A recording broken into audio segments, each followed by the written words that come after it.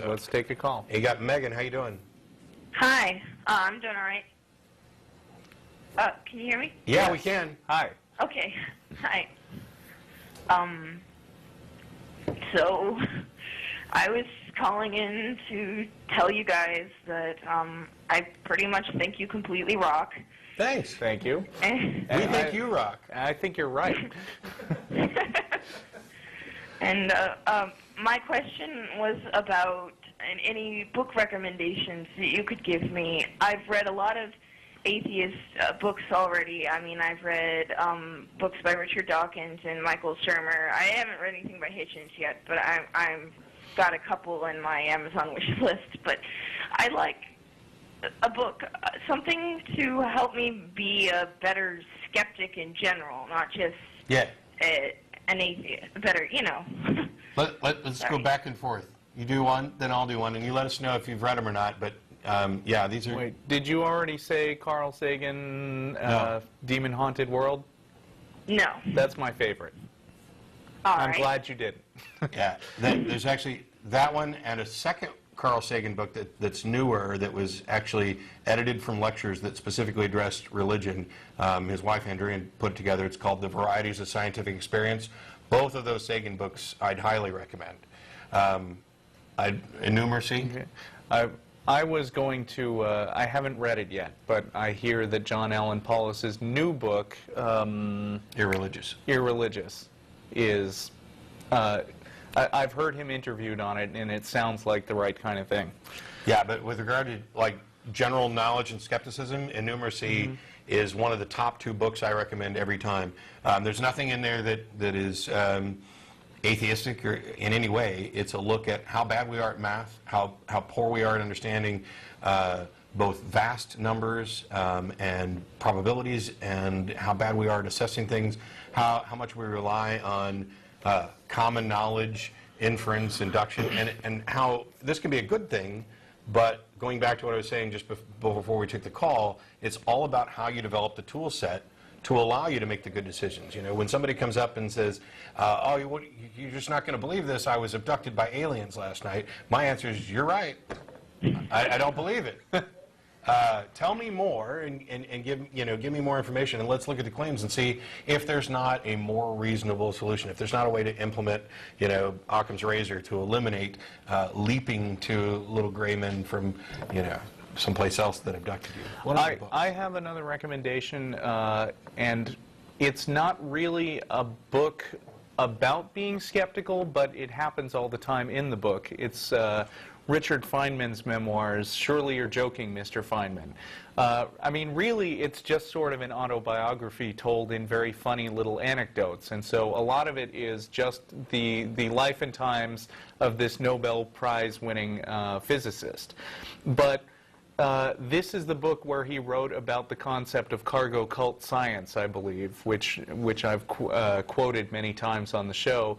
And he also, as he goes, as he recaps his life, he talks about times when he had to deal with students who sort of uncritically accepted the things that they were being taught without understanding them, and how that makes them a bad candidate for an actual scientist. He talks about how he looked into hypnotism and how he found out his father helped him figure out a magic act. So I'm a fan of that one. And I guess finally, since we don't want to pull off an entire, huge reading list, if you want to go back in time a little bit, and I find this interesting, we've lost a lot of ground, and by we, I mean humanity on the whole, in part because of things that religions have done, and I've talked before about the destruction of the Library at Alexandria, which there's no way to really tell how far that may have actually set us back, because that was at a time when knowledge actually was fairly easily lost. It's not as easy to lose knowledge now.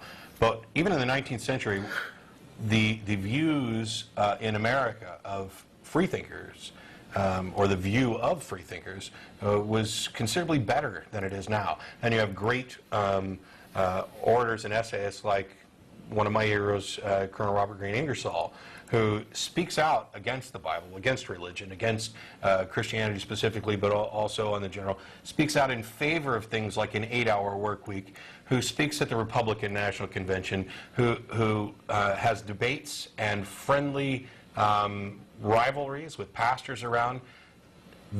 What we're seeing now with the newer books is kind of a fallback to some of the stuff that was happening in the 19th century. And there's a book from 1841, I think, by Charles Mackay called Extraordinary Popular Delusions and the Madness of Crowds. And it was it goes into detail on delusions and shared delusions and what was popular then. And it's shocking how many of those things still are around in some form or another. So it's kind of a good way to help build up the baloney detection kit that Sagan would advocate. So. Yeah. Hi, that sounds really interesting, actually. I've got one I'm reading right now that's called Discarded Science. Mm-hmm. And it's all about ideas that seemed like a good idea at the time, like about how we've progressed from thinking blood was continually produced in the liver to understanding how things really work. That'd actually be cool. Does it go into things like phrenology, checking the bumps on people's heads, and other ideas like that, the ether theory? And I believe it does. It definitely goes into the luminiferous ether. I've just finished the first chapter, which was all about the age of the Earth and the plate tectonics, things that preceded plate tectonics. That sounds great. Who's the author? Yeah, who's the author? The author is John Grant. Okay. All right. Well, I'll look that up and add it to my list. So you helped us out, too, because I haven't read that.